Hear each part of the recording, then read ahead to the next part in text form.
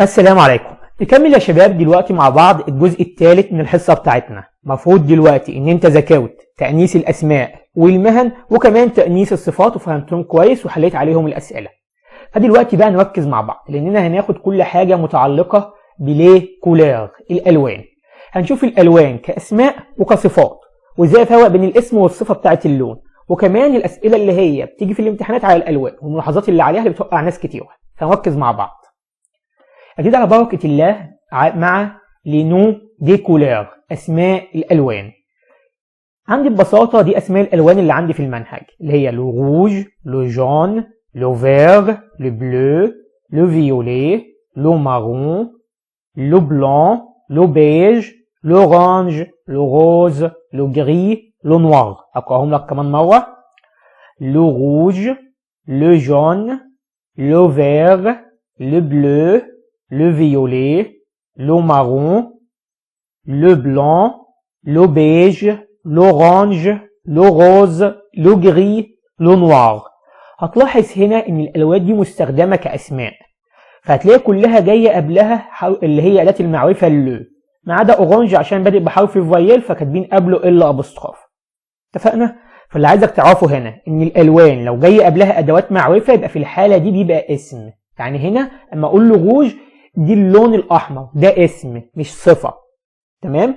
الصفات هنشوفها كمان شويه. يبقى ببساطه اسماء الالوان دايما بيبقى قدامها الادوات المعرفه سواء اللو او ال ابوستروف لو بادئه بمتحرك.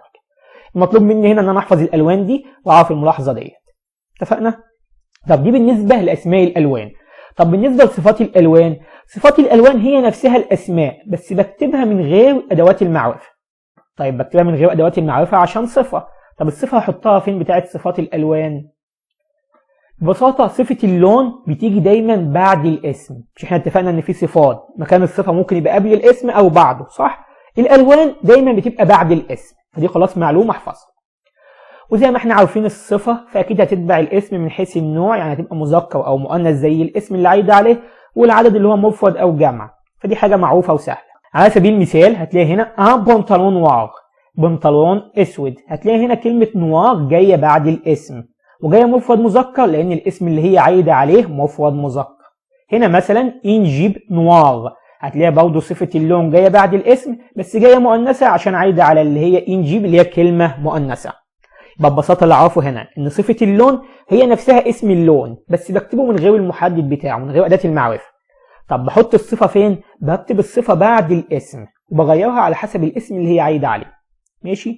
طب نشوف مع بعض بقى تأنيث الألوان أو صفات الألوان. إزاي أنث صفة اللون؟ القاعدة اللي إحنا عارفينها عشان أنث اللون بزود له أو ببساطة. زي فير أخضر، عايز أقول خضراء يبقى أزود لها أو في النهاية تبقى فيرت. نفس الكلام نوار أسود، عايز أقول سوداء يبقى أزود لها أو في النهاية تبقى نوار بالشكل ده. بس يبقى لو اللون عايز أنثه أزود له أو في النهاية. طب لو اللون كان آخره أو زي ما إحنا متعودين هيفضل زي ما هو.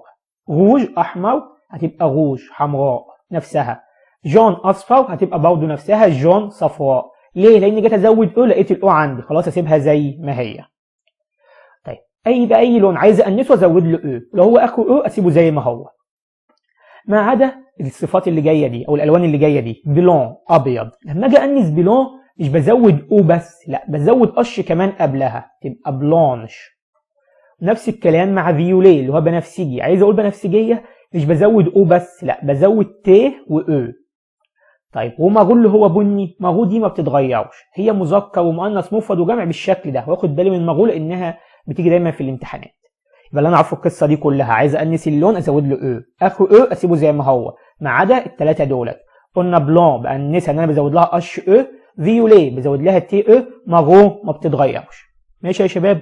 واضحه ديت؟ وقف الفيديو واحفظ القواعد دي. نكمل مع بعض. احنا قلنا صفات اللون بتتبع الاسم الموصوف في النوع والعدد. طب نشوف شكل الاسئله بتيجي ازاي.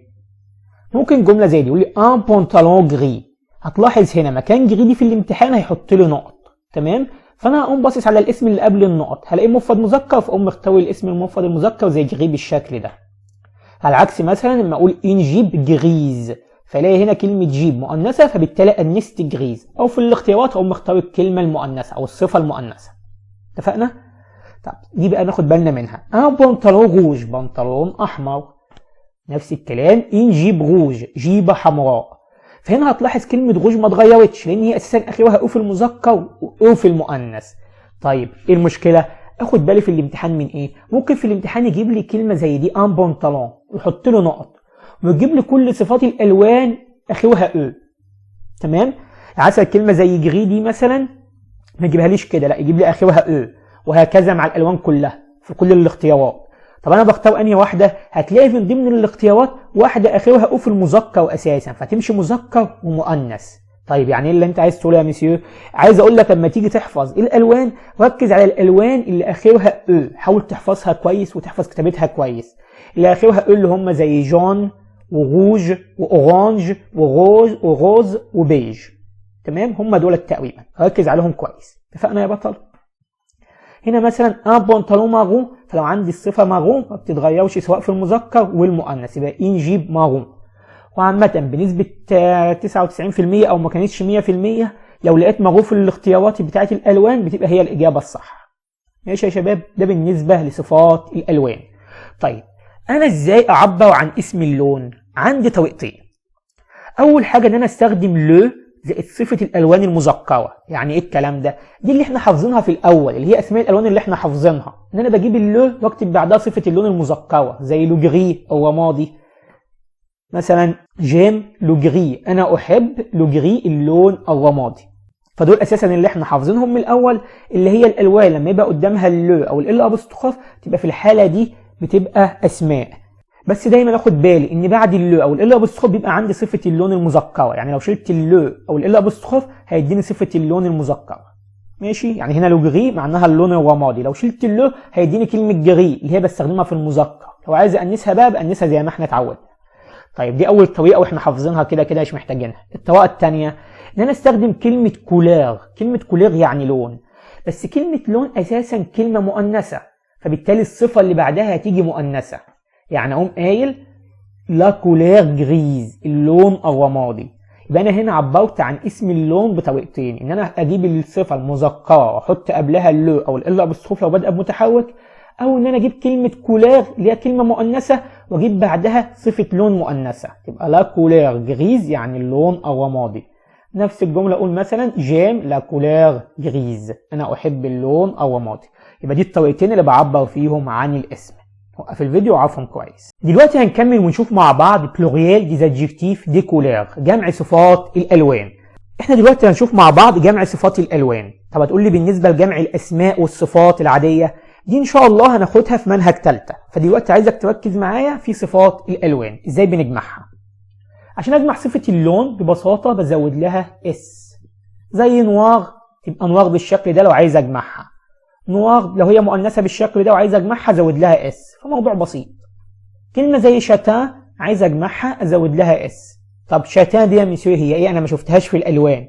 شاتان بمعنى اللون البني المحمر، واخد بالي من شاتان دي. شاتان تجمع ولا تؤنث، يعني ممكن احط لها اس بس ما ينفعش انسها. يعني بالشكل ده اللي هي شاتان كده دي تعتبر مفرد مذكر ومفرد مؤنث. طب بالشكل ده تعتبر جمع مذكر وجمع مؤنث. اتفقنا؟ يبقى عشان اجمع اللون بزود له اس. شاتان بجمعها عادي بس ما بأنسهاش. طب لو اللون اخره اس في الحاله دي ما بيتجمعش، في حاله لو هو كان جاي جمع مذكر. يعني ايه؟ كلمه زي جري اخرها اس، فخلاص لما اجي اجمعها جمع مذكر مش هتتغير. طب يعني ايه يا ميسيو جمع مذكر؟ يعني مثلا كلمه زي دي بيل، بيل بلوفرات، دي كلمه جمع ومذكر. عايز اقول اللي هي بلوفرات رماديه فهكتب كلمه جري. طب بالنسبه لكلمه جري هجمعها، هاجي ابص الاقي اخرها اس، فخلاص مش هغير فيها حاجه، تمشي مفرد وجمع. وهنا كلمه بيل مذكره فكلمه جري برضه بالشكل ده مذكره. طب لما اقول مثلا دي غاب، دي غاب يعني فساتين، عايز اقول فساتين رماديه فكلمه فساتين دي مؤنثه، فبالتالي كلمه جري دي هانسها، يعني عشان انسها هزود لها او في النهايه. فلما اجي اجمعها بقى هنا ما عادش اصبح مع اخرهاش اس، لا ده اخرها او، فبالتالي ازود لها اس ثانيه. اتفقنا؟ يعني عايز اقوله لك ان كلمه جري اخرها اس في المذكر، فلما جيت اجمعها جمع مذكر فهي فيها اس ففضلت مفرد وجمع عادي زي بعض. انما كلمه جري لما كانت هنا انستها زودت لها او، فهنا ما عادش اخرها اس، فعشان اجمعها زودت لها اس ثانيه. وصلت؟ يبقى دي غوب جريز. ماشي يا شباب، واضحه دي؟ دلوقتي بقى عايزك تركز معايا كويس جدا، لان الجزئيه اللي جايه ديت هي اللي بتوقع ناس كتير قوي في الامتحانات، خصوصا في الالوان، مع انها حاجه بسيطه. في عندي الوان لا تتغير. يعني لا تتغير؟ يعني هتفضل دايما مفرد مذكر. ايه هي الالوان ديت؟ عندنا اول لونين اللي هو مارون. احنا عارفين مارون ما بيتأنسش ولا بيتجمع، بيفضل دايما مفرد وجمع مذكر ومؤنث زي ما هو. هنزود عليه كمان كلمة اورانج اللي هي برتقالي. اورانج هي كمان ولا بتتجمع ولا بتتأنس ولا بتغير شكلها. هتقولي ليه ما بتتأنسش؟ لان لما اجي انسها وازود لها هلاقي اخرها فمش بتتغير. طب بتتجمع؟ لا، ما بتتجمعش. اتفقنا؟ فاللونين دولت يا شباب مالهم؟ ما بيتغيروش. يعني مثلا لو قلت دي بيل اورانج اللي هي بلوفرات برتقاليه، هتلاقي اورانج جايه مفرد مذكر بالشكل ده. هنا دي غاب مارون، هتلاقي مارون جايه مفرد مذكر بالشكل ده. يعني اللي عايز اقوله لك مارون واورانج بيعودوا على اي اسم او يقدروا يوصفوا اي اسم من غير ما يتغير الشكل بتاعهم. تمام؟ سواء هنا عايدين على جمع، عايدين على مؤنث، على مذكر، هم دايما شكلهم ثابت كده، فدول نعرفهم. طيب الحاله الثانيه اللي ممكن الالوان ما تتغيرش، لو عندي الالوان المركبه. يعني ايه لون مركب؟ يعني لونين جايين مع بعض. زي مثلا الجمله دي، اقول دي بيل بلون اي نوار، يعني بلوفوات ابيض واسود، يعني هي ابيض في اسود يعني. فهنا اللونين جايين مع بعض، يعني لون مركب، يعني البلوفر في جزء منه ابيض وجزء اسود، فهنا بقول ابيض في اسود يعني. فاللونين طالما مركبين او اللون مركب بالشكل ده، يبقى اللونين يجوا مفرد مذكر. يعني هنا هتلاقي بلون عايد على كلمة بيل اللي هي جمع مذكر، بس بلون فضلت مفرد مذكر، ونفس الكلام مع نوار فضلت مفرد مذكر مع انها عايدة على كلمة بيل اللي هي جمع مذكر. ماشي؟ يبقى ببساطة لو عندي لونين جايين جنب بعض بالشكل ده اللي هم يعتبروا الوان مركبة، ففي الحالة دي اللونين كل واحد فيهم بيجي مفرد مذكر.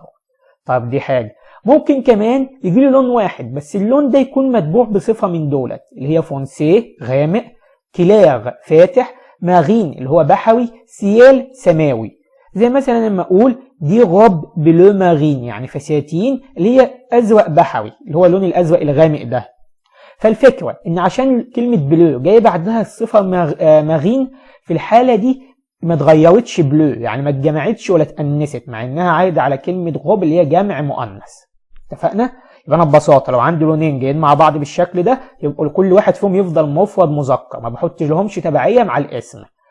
طب لو كان عندي بعد اللون صفه من الصفات ديت او كلمه من الكلمات دي، يبقى برضه اللون يفضل مفرد مذكر.